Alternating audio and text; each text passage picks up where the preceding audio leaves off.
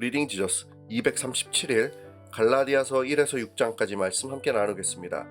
1장 복음을 위한 바울의 자기 변호. 바울은 갈라디아 교인들에게 안부를 전하고 참된 복음을 버리고 거짓 선생들의 영향을 받고 있는 그들의 문제를 지적합니다. 거짓 교사들은 바울은 하나님이 아닌 인간에게 받은 복음을 전하고 있다고 공격했습니다. 그래서 바울이 전하는 복음도 외면을 받게 만든 것입니다. 이에 바울은 자신이 어떻게 사도가 되었고 복음을 전하는 자가 되었는지를 변호합니다. 그는 다메섹으로 가는 길에 예수님을 만나 그분에게 복음을 받았습니다. 그가 전하는 복음은 베드로를 비롯한 다른 사도들에게 종속되어 있는 것이 아닙니다. 바울이 전하는 복음은 베드로가 전하는 복음과 본질적으로 같습니다. 2장 바울과 베드로가 전하는 같은 복음. 또한 바울은 사도 베드로의 권위와 비교할 수 없는 자라는 공격에도 마찬가지로 한 일화를 들어 자신의 사도권이 베드로의 사도권과 동등함을 변호합니다. 그는 베드로가 복음과 일치하지 않는 행동을 했을 때 그를 책망했을 정도로 동등한 사도였다라는 사실을 말입니다. 단지 사도 바울은 무할례자인 이방인들을 위해 보냄을 받았고 사도 베드로는 할례자인 유대인을 향해 보냄을 받았다는 역할의 차이만 있을 뿐이었습니다.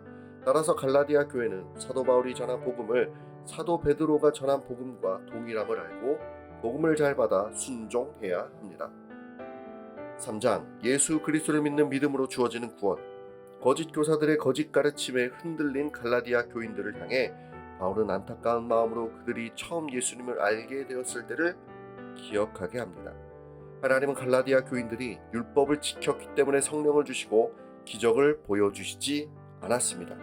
성령의 부으심과 기적의 나타남은 갈라디아 교인들이 복음을 듣고 믿은 결과였습니다. 또한 사람은 율법 준수로 하나님의 의롭다함을 얻지 못하고 은혜로 말미암아 의롭다 여김을 받게 됩니다.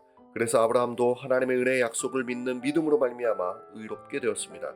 사람은 애당초 율법을 온전히 지킬 수 없을 뿐더러 율법 준수로는 하나님을 기쁘시게 할 수 없습니다. 오히려 사람은 율법을 통해 자신의 죄를 분명하게 깨닫게 되고 이 죄악으로부터 구원하실 그리스도를 바라보게 합니다. 이 사실을 깨닫고 믿음으로 우리 대신 나무에 달려 저주받아 죽으시고 부활하신 예수님을 붙들 때 비로소 구원을 얻게 됩니다. 4장 율법 준수의 치명적 결함.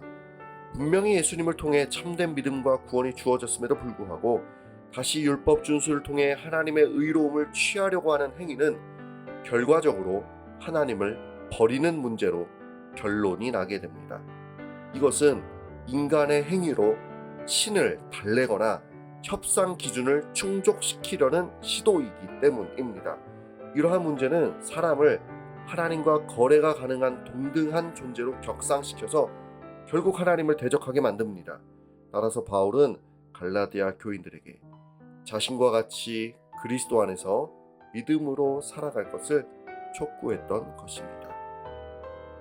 5장 새로운 생명으로 말미암은 삶. 구원을 얻기 위해 복음을 버리고 율법을 의지하는 자는 결국 구원에서 끊어지고 말 것입니다. 하지만 이것은 자칫 사람들이 오해하듯이 도덕적 기준에 대한 순종에서 도덕적인 삶을 살지 않아도 된다라는 도덕 폐기로 끌고 가는 것은 아닙니다.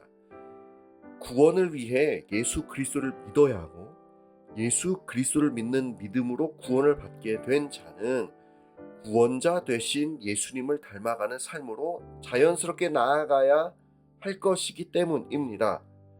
구원을 위해 율법과 도덕이 필요한 것이 아닙니다. 다만 구원을 받아 새 생명을 얻게 된 자는 새 생명의 증거가 삶으로 나타나게 될 것입니다. 하나님의 관심과 예쁨을 받기 위한 삶의 변화가 아니라 은혜를 누리고 있는, 사랑받고 있는 신자의 자유와 사랑으로 말미암은 삶이 바로 그것입니다. 성령으로 살게 됐으니 성령으로 행하는 것은 당연한 일입니다. 6장 새롭게 태어난 자들의 삶.